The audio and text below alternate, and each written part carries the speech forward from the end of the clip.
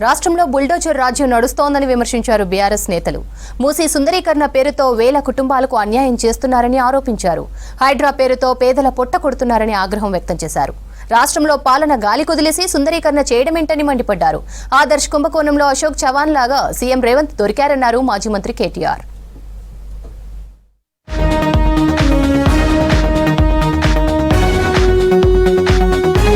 ఢిల్లీలో ఉన్న బీజేపీ దోస్తులు కూడా సీఎం రేవంత్ రెడ్డిని కాపాడడం కష్టమేనన్నారు బీఆర్ఎస్ వర్కింగ్ ప్రెసిడెంట్ కేటీఆర్.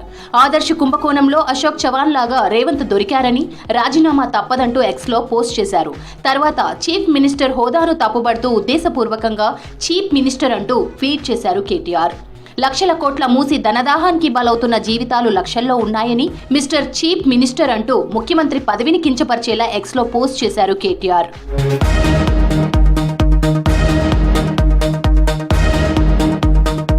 తెలంగాణలో బుల్డోజర్ రాజ్యం నడుస్తోందని విమర్శించారు మాజీ మంత్రి హరీష్ రావు. రంగారెడ్డి జిల్లా హైదర్షా కోట్, శ్రీరామ్ నగర్ కాలనీకి చెందిన మూసీ బాధితులతో సమావేశమయ్యారు బీఆర్ఎస్ ఎమ్మెల్యేలు. ప్రభుత్వ హాస్పిటల్స్ లో మందులు లేక రోగులు తీవ్ర ఇబ్బంది పడుతున్నారని ఆరోపించారు.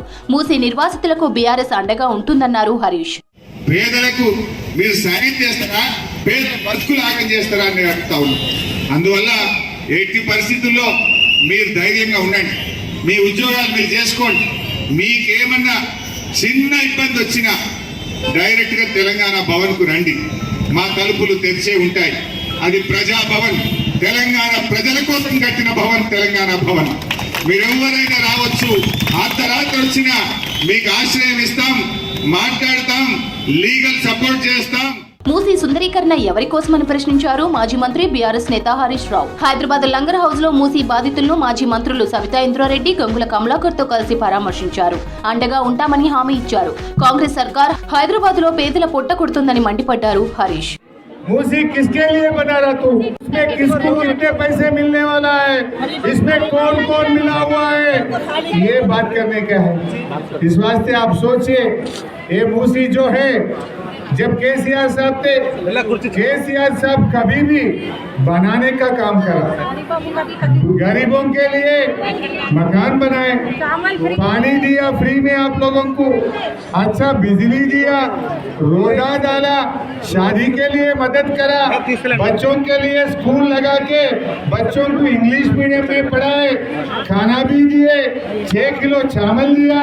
जब कोरोना आए तो 10 किलो चावल दिया नहीं दिया? कोरोना में 10 किलो चावल मुफ्त में कोरोना में दिया.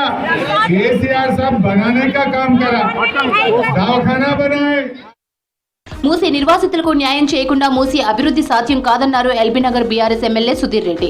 చైతన్యపురి, కొత్తపేట మూసీ పరివాహక ప్రాంతంలో మూసీ నిర్వాసితులతో సమావేశమయ్యారు.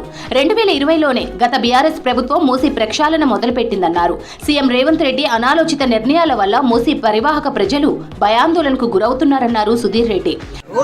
చాలా మంది పేద ప్రజలకు, ప్రజలకు కూడా తీవ్రమైన నష్టం వాటిల్లుతుంది. కాబట్టి ఆ నష్టాన్ని ప్రభుత్వం ఏ విధంగా భర్తీ నేటి ప్రభుత్వం నిర్లక్ష్యంగా, అహంకారంగా ఎవడైతే మాకేంది మేము డెమాలిషన్ చేస్తామన్న ఉద్దేశంతో పోలీసులను పెట్టి భయభ్రాంతులు చేస్తున్నారు. ప్రజలకు కానీ, మధ్యప్రదేశ్ ప్రజలకు కానీ నష్టం జరిగితే బీఆర్ఎస్ పార్టీ సహించి ఊరుకోదు. వాళ్ళ పక్షాన నిలబడతాం, పోరాటం చేస్తాం. రేపు అంబర్పేట్, రాజేంద్రనగర్ నియోజకవర్గాలను సందర్శించనున్నారు బీఆర్ఎస్ నేతలు. హైడ్రా ఆక్రమణల కూల్చివేతల ప్రాంతాలను విజిట్ చేయనున్నారు.